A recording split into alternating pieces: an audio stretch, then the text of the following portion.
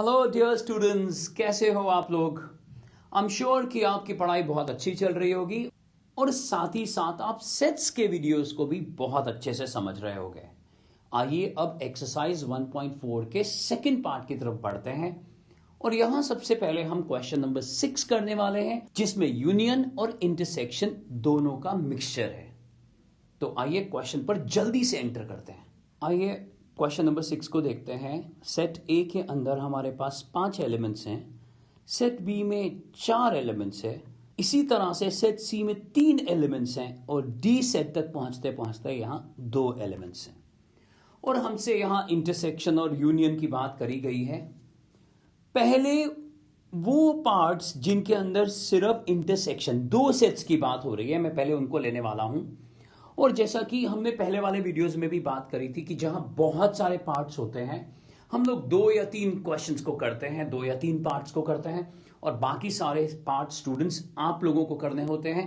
और साथ साथ मैं आंसर भी पोस्ट कर देता हूं और यह भी बोलता हूं कि आंसर देखने से पहले हो सके तो क्वेश्चंस को सॉल्व करो और कमेंट बॉक्स में उनके आंसर्स को पोस्ट कर दो। और हां, जब यहां पर आंसर दिखे तो आप उसका स्क्रीनशॉट भी ले सकते हो। आइए हम लोग मान लीजिए सेकंड पार्ट को करते हैं, बी इंटरसेक्शन सी। अब आप ध्यान से देखिए, ये है बी और ये है सी। कौन कौन से पार्ट कॉमन दिख रहे होंगे? क्या 7 कॉमन है? नहीं। 9 नहीं। 15 बिल्कुल भी नहीं। यानी जिनकी मैं बात नहीं कर रहा या जिनकी बात अब हम करेंगे 11 और 13, ये दोनों कॉमन है। तो सेकंड पार्ट का जो आंसर है बी इंटरसेक्शन सी, वो हो जाएगा, देखिए कितनी आसानी से आपको समझ में आ रहा है, 11,13। और जब आप ये क्वेश्चंस करते हो बच्चों, तो आप हैरान हो जाओगे कि सीए का जो एग्जाम होता है उससे पहले आपको सीपीटी करना होता है। उसका ये एक इंपॉर्टेंट पार्ट है।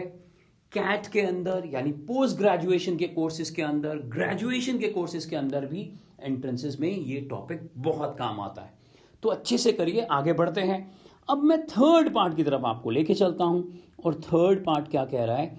A intersection C intersection D. तो हम यहां एसोसिएटिविटी, आप बचपन से जानते हैं एसोसिएटिविटी का मतलब, हमने पहले 2 को पिक कर लिया और फिर जो आंसर आएगा उसका इंटरसेक्शन बचे हुए सेट के साथ करेंगे। पहले बहुत ध्यान से ए इंटरसेक्शन सी की बात करते हैं और सेट्स को देखते हैं। यहां पर देखिए सिर्फ 11 कॉमन दिखाई दे रहा है हमारे को, तो यहां पर ए इंटरसेक्शन सी 11 आ जाएगा। और आप देखिए ये एक तरीका भी आप कर सकते हैं, डायरेक्टली आंसर लिख सकते हैं, बट मैं तो यही एडवाइस करूंगा कि इस तरह से चलिए ताकि प्रेजेंटेशन भी स्ट्रांग हो और गलती के चांसेस भी ना रहें। अब आप ध्यान से देखो कि 11 जो कि ए इंटरसेक्शन सी है, इसका इंटरसेक्शन डी से हो पाएगा कि नहीं हो पाएगा? आप कहोगे सर बिल्कुल भी नहीं हो पाएगा, कुछ भी कॉमन नहीं है। तो आंसर आ जाएगा यहां पर नल सेट। तो ये देखिए, ये तीसरे पार्ट का आंसर है। चलिए हम एक और पार्ट कर देखते हैं। तो अब जब हम 9th पार्ट की बात कर रहे हैं तो ध्यान से देखिए, यहां पर ए इंटरसेक्शन बी फाइंड करना है, यहां बी यूनियन सी फाइंड करना है और फिर हमारे को इन दोनों सेट्स का मतलब, अगर मैं इसको मानूं, अगर मैं इसको सेट एक्स ले लूं और इसको सेट वाई ले लूं, तो बाद में हमारे को इसका इंटरसेक्शन फाइंड करना है। तो आइए स्टेप बाय स्टेप करते हैं। सबसे पहले ए इंटरसेक्शन बी फाइंड करते हैं। ए इंटरसेक्शन बी जो है वो है, आप देखिए 7 कॉमन आ रहा है, काफी सारे एलिमेंट्स, 9 कॉमन आ रहा है और 11 कॉमन आ रहा है। अगर मैं कंपेयर करूं बी को, बी में 4 एलिमेंट हैं, तो मेरी बात को आप ध्यान से सुनिएगा, किसी भी हालत में ए इंटरसेक्शन बी 4 एलिमेंट से ज्यादा नहीं हो सकता। ऑब्वियसली यहां पर 3 कॉमन एलिमेंट्स थे, इसीलिए 3 ही आंसर आएगा, यानी 7, 9, 11। अब हम यहां बी यूनियन सी फाइंड करते हैं। ध्यान से देखिएगा, यूनियन है यहां, और यूनियन आपको मालूम है कि सारे के सारे एलिमेंट्स को कंबाइन कर देना है और जो कॉमन एलिमेंट्स हैं उनको एक बार ले लेना है।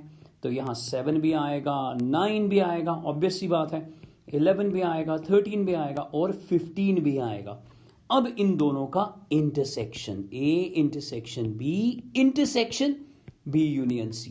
तो ध्यान से देखिएगा, 7 दिख रहा है, आएगा, 9 दिख रहा है, आएगा ही, और 11 आएगा।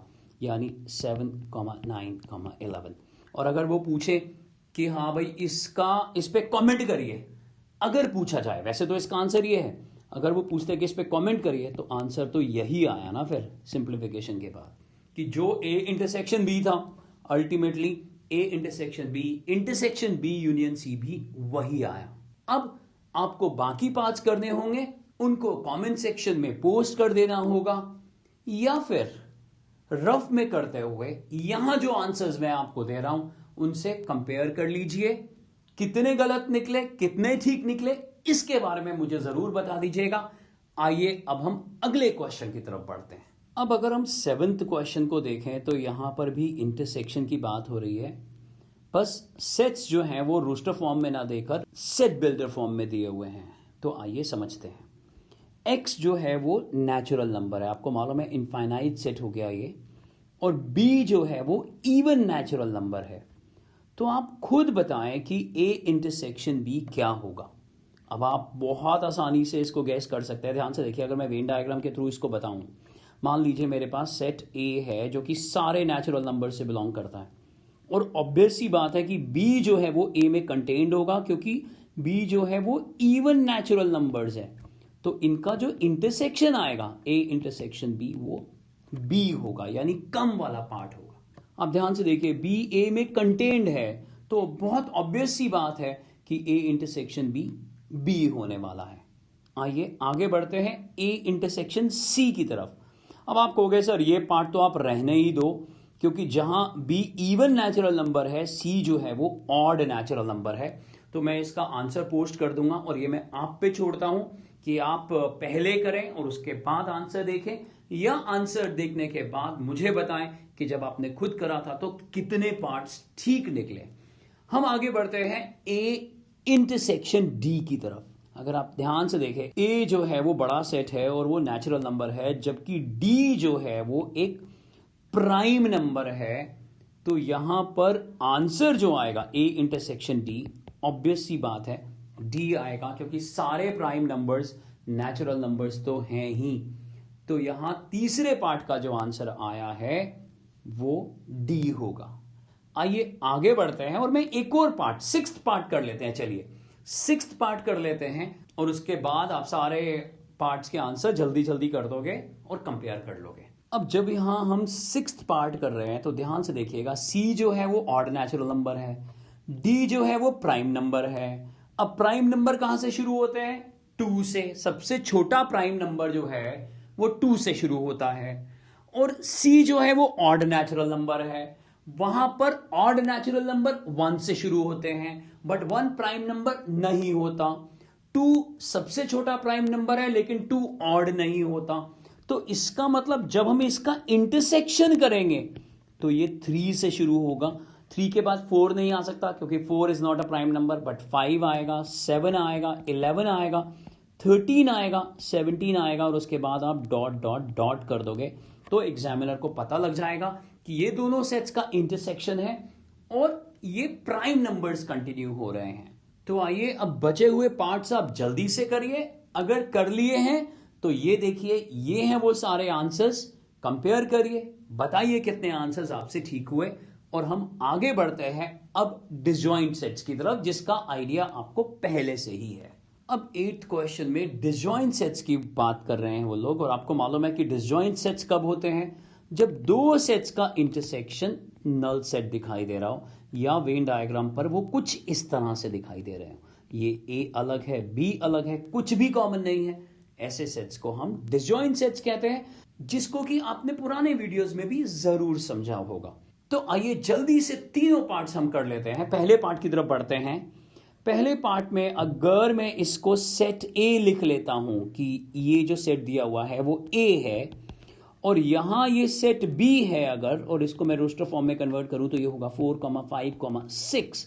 तो आप ध्यान से देखिए कॉमन क्या है दोनों में। तो आप बहुत जल्दी से, अब स्पीड बढ़ रही होगी, टॉपिक समझ में आ रहा है, तो देखिए ए इंटरसेक्शन बी की वैल्यू 4 आ गई है। आइए जल्दी से दूसरे पार्ट की तरफ बढ़ते हैं। मैं यहां इसको हटा देता हूं यहां से। देखिए अब दूसरे पार्ट में भी हम इसको सेट ए मानते हुए, ध्यान से देखिए, इसको सेट ए माना, इसको सेट बी माना, और ए इंटरसेक्शन बी जो हुआ वो हुआ, एक तो ई कॉमन आ रहा है और सिर्फ ई कॉमन आ रहा है। ध्यान से देखिए, ई एक कॉमनैलिटी है, तो ये डिसजॉइंट सेट्स नहीं है। इससे पहले वाला सेट भी डिसजॉइंट नहीं है, तो इसका इंटरसेक्शन जो है हमें मिल गया है, ई है।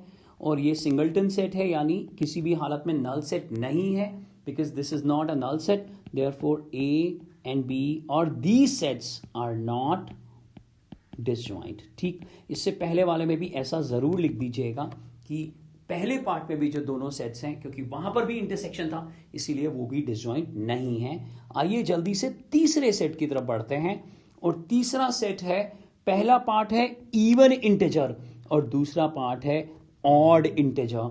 सो एट द सेम टाइम, आप ऐसा लिख सकते हो, at the same time integer can not be even and odd, therefore intersection is null set, hence these sets are disjoint। देखिए इस तरह की प्रेजेंटेशन देंगे तो वो ओरिजिनल प्रेजेंटेशन भी लगेगी, ऐसे नहीं लगेगा कि किसी भी बुक से या गूगल से उठा के आपने कॉपी कर दिया है। पूरी प्रेजेंटेशन समझ में आ रही है आपको। आप चाहे तो वेन डायग्राम के थ्रू भी बता सकते हैं कि अगर यहां पर ये सारे इंटीजर्स हैं तो कुछ इंटीजर्स जो हैं वो ऑड हैं और कुछ जो इंटीजर्स हैं वो इवन हैं। आप मुझे बताइए जल्दी से कि जीरो को किस में काउंट करोगे, इवन में कि ऑड में? जरूर पोस्ट कर दीजिएगा। और यहां एक वीडियो भी है जहां से आप हिंट भी ले सकते हो कि जीरो इवन होता है कि जीरो ऑड होता है। आइए आगे बढ़ते हैं बच्चों। और अब मैं यहां पर आपको बजाय कि 9th क्वेश्चन कराने के या 10th या 11th कराने के, क्योंकि उसमें एक कॉन्सेप्ट चाहिए और उससे रिलेटेड एक वीडियो हमने ऑलरेडी यहां डाला हुआ है, मैं आपको डायरेक्टली लेके चलता हूं क्वेश्चन नंबर 12 पर। तो आइए पहले 12th करते हैं और फिर अगले पार्ट में जल्दी से इन बचे हुए क्वेश्चंस को सॉल्व कर लेंगे कॉन्सेप्ट को समझते हुए। आइए 12th क्वेश्चन को देखते हैं। और इतने सारे क्वेश्चंस करने के बाद आपको लग रहा होगा कि सर ये क्वेश्चन हमें करने दो, तो मैं यहां पर 4 में से सिर्फ 2 पार्ट्स कर देता हूं और आप लोग मुझे 3rd और 4th जो है वो पोस्ट कर देना।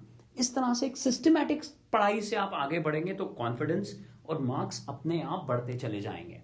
इस क्वेश्चन के अंदर भी हमारे को जस्टिफाई करना है कि कौन कौन से सेट्स के बारे में जो बात बोली गई है वो ट्रू है कि फॉल्स है।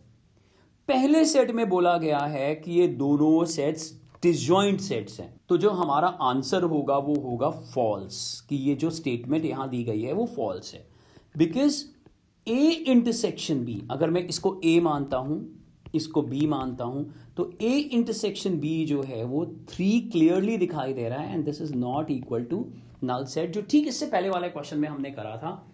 Therefore this statement is false. आइए अब हम सेकंड पार्ट करते हैं और सेकंड पार्ट में भी हम इसको सेट ए मान लेते हैं और इसको हम लोग सेट बी मान लेते हैं। और इसमें भी बोला गया है कि दोनों के दोनों सेट्स क्या हैं, डिसजॉइंट। तो आप ध्यान से देखिए, ए इंटरसेक्शन बी की वैल्यू क्या आ रही है, ए आ रहा है, कॉमन है, यानी कि नल सेट नहीं है, चाहे सिंगल एलिमेंट भी आ रहा है, नल सेट तो नहीं है ना। सो सेम बात, because A intersection B is not equal to null set, therefore the given sets are not disjoint। तो इस तरह से आप बाकी 5 भी कर लेना बच्चों। तो हो गए ये सारे क्वेश्चन। अब आपको ये वीडियो को अच्छे से समझना होगा और उसके बाद हम बचे हुए पार्ट्स यानी बचे हुए क्वेश्चंस एक्सरसाइज 1.4 के बहुत आसानी से कर पाएंगे। हाँ, इसको, इस कॉन्सेप्ट को बहुत अच्छे से समझना। This is A minus B, यानी ए डिफरेंस बी, इसको ओनली ए बी कहते हैं। तो ये लेक्चर अब खत्म हुआ। आप जल्दी से वीडियो को देखिएगा और फिर एक्सरसाइज के बाकी क्वेश्चंस को हम लोग आसानी से कर पाएंगे। बच्चों, इन वीडियोस को अपने दोस्तों के साथ जरूर शेयर करिए। चैनल को अभी तक सब्सक्राइब नहीं करा है तो चैनल को सब्सक्राइब कर लीजिए। बहुत बहुत इंपॉर्टेंट प्लेलिस्ट है यहां पर। बच्चों, पढ़ते रहिए और आगे